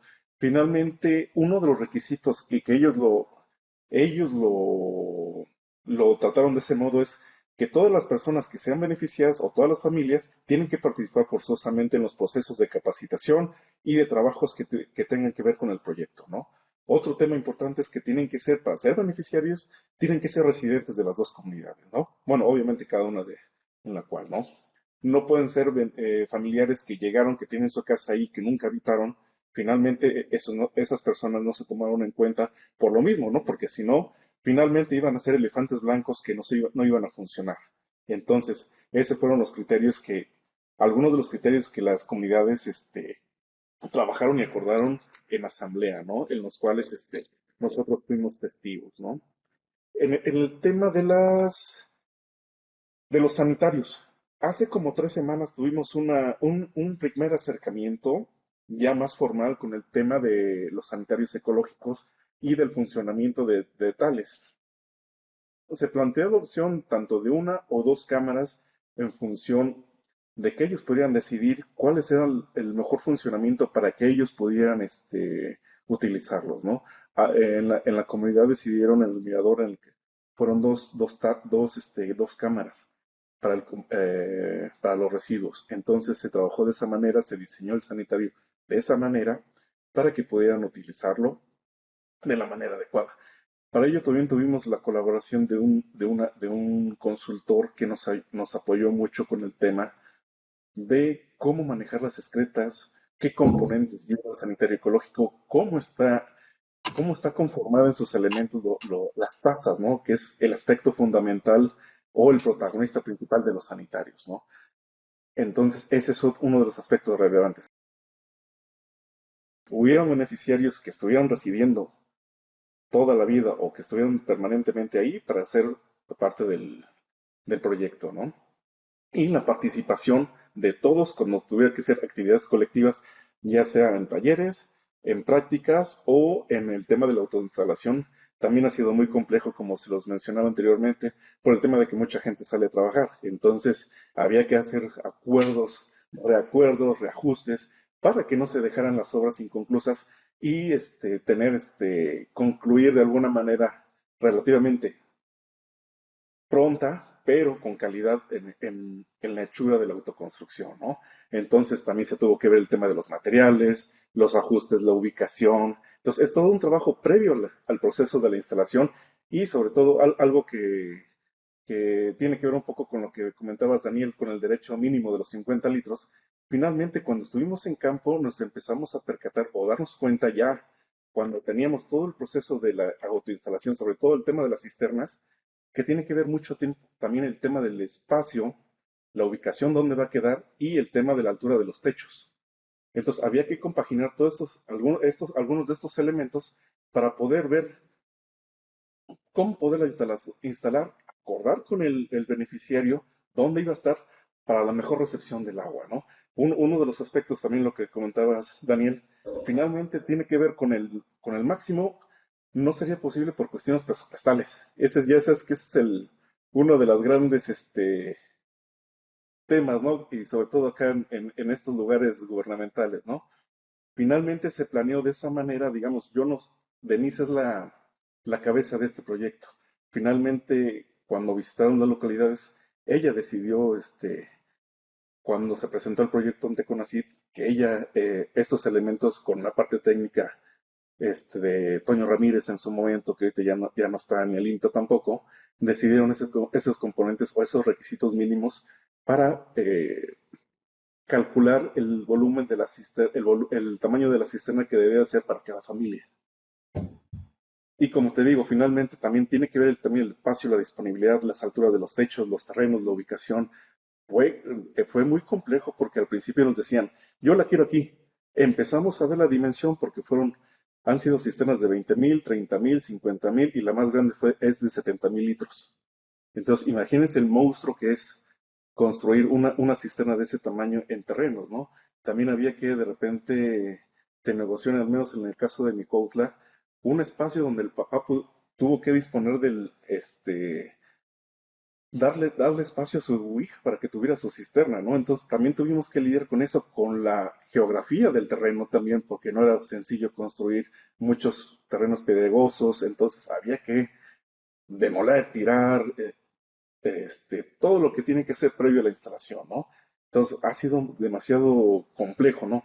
Mismo así también el tema de los sanitarios, ¿no? Lidiar con el tema de las distancias con la vivienda. Ese ha sido un tema importante.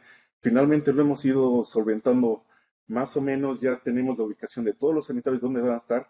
Si en alguna oportunidad, Daniel, si quieres, te mando fotos para que se las puedas mostrar a Luz o a los compañeros para que vean un poco cómo ha sido el proceso de la autoinstalación de los sanitarios, ¿no? Y vean cuál es el tipo de sanitario que se están instalando ahí en las dos comunidades. Y con el tema de la sensibilización, yo me refería mucho al tema de la relación agua y con las tecnologías. Finalmente, no niego y nunca lo he negado que no tengan una sensibilización, sino más bien una sensibilización al uso de las tecnologías para el buen funcionamiento de las mismas y que en una siguiente etapa es lo que se está pensando ya en el instrumento de la evaluación, de cómo está funcionando con la gente y si realmente nosotros tuvimos gran parte de la incidencia en que ellos pudieran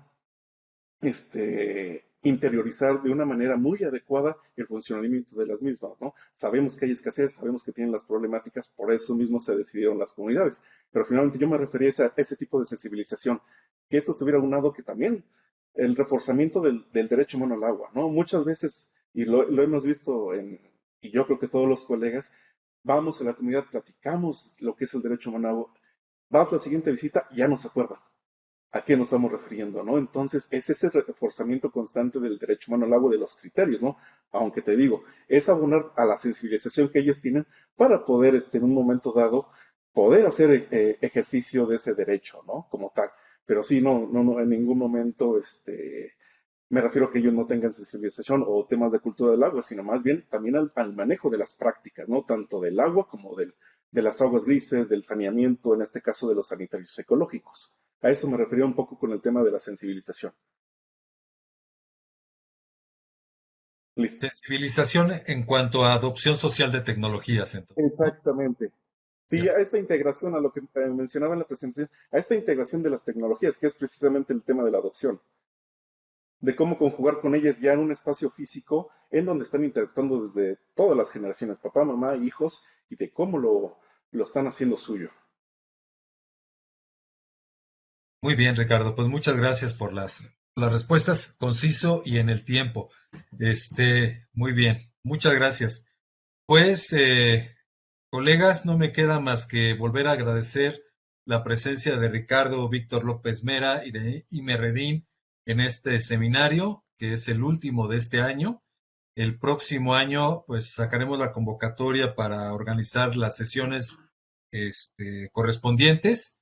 Y bueno, pues como es la última sesión del año, quiero desearles a todos felices fiestas, felices vacaciones, o como decía Rodrigo González, feliz Navidad, feliz Año Nuevo y frijoles con huevo a todos.